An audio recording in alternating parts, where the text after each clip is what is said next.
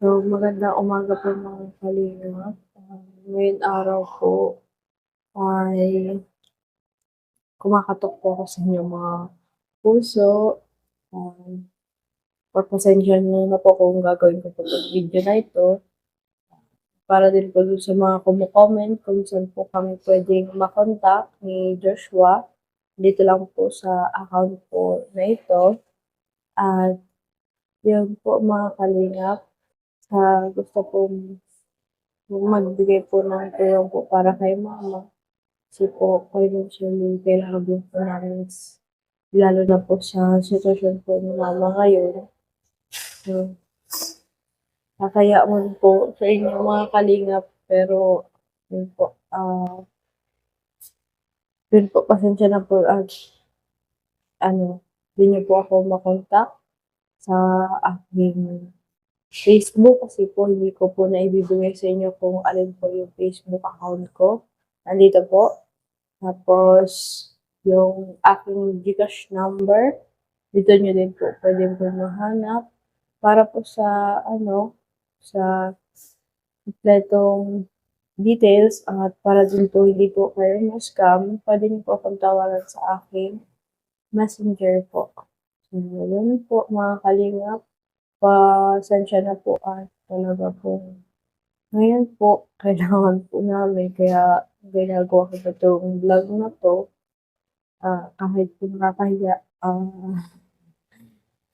pasensya na po mga kalingap ha. Hindi ko naman po intention na manghingi na lang po sa inyo shortcut po ngayon na kailangan gagawin ko po kay mama. Pero po mga kalingap, sana po maunawaan niyo po itong vlog na to na sa paghingi ng tulong po sa inyo para po kay Mama Josie. So, di ko naman po sana gagawin to. Kaso po, kailangan ko lang talaga sa ngayon. Di ko. Hindi po, di ko talaga po kaya sana itong gawin. Kaso po, yun. Sa mga gusto pong tumulong kay Mama Josie, dito niyo lang po ako kontakin sa aking Facebook account. At sa mga gusto po magbigay ng tulong para kay Mama Josie, dito lang din po yung aking GCash number. So mga kalingap, pasensya na po talaga.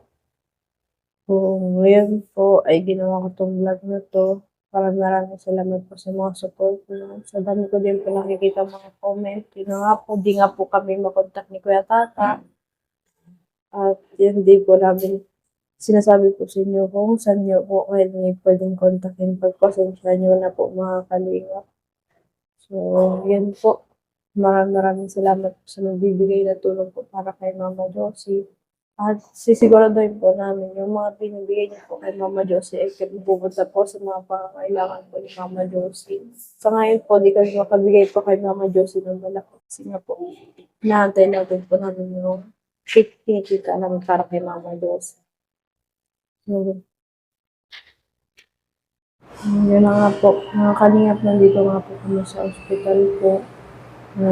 Lalakarin naman po namin mamaya po yung bill po ni Mama. Ngayon po, kasi gusto ko na rin po makauwi po si Mama Josie. At para makatagpahinga na din po siya sa bahay. At kasama ko na din po yung aking anak. So, yun po, ginawa ko po itong video na to para po paalam sa inyo po kung saan niyo po kami pwedeng kontakin at sa mga gusto pong tumulong kay Mama Josie, napakasalamat po sa inyo. Pasensya niyo na po at mahihingi po ako ng tulong. Yun po mga kalingap, pasensya niyo na po talaga. Kasi po, hindi ko alam kung kakayanin ko po na ma-provide kay Mama. Pero po, sa ngayon po, wala pa po kami ma-provide para kay Mama. Yung tamang tulong lang po na tatanggap po namin. Yun lang po na tutulong ko po kay Mama. Yung mga biyaya po na may tatrabaho po ni Joshua. Yun po. Ano po, dito po na kami kontakin. Ayun nga po, maraming salamat po sa nagbibigay ng tulong para kay Mama Josie. At maraming salamat po sa pagmamahal ninyo kay Mama. More prayers po para kay Mama Josie para po sa tuloy niyo pong paggaling. So, yun po. Mga kalingap, maraming salamat at pasensya na po ngayon sa video ko ngayon araw. So, yun po. Sana po maunawaan niyo po yung panawagan ko po ngayon. Hindi ko naman po sana gagawin to kung hindi po para kay Mama. Pasensyahan niyo na po mga kalingap. Maraming salamat po sa pagmamahal na binibigay niyo kay Mama Josie. At sa amin po, sa pagsuporta po lang aming channel at sa channel po ni Kuya Tata. Maraming salamat po sa pagmamahal na binibigay ninyo kasi po hanggang ngayon po hindi po kayo nagsasawa kay Mama Josie. Kasama po kayo ni Mama Josie sa hirap at ginhawa. Maraming salamat po mga kalingap. Pasensyahan niyo na po talaga. So, yun na po. Maraming salamat po sa inyong lahat, sa mga supporters po ni Mama Josie. Salamat po talaga mga kalingap.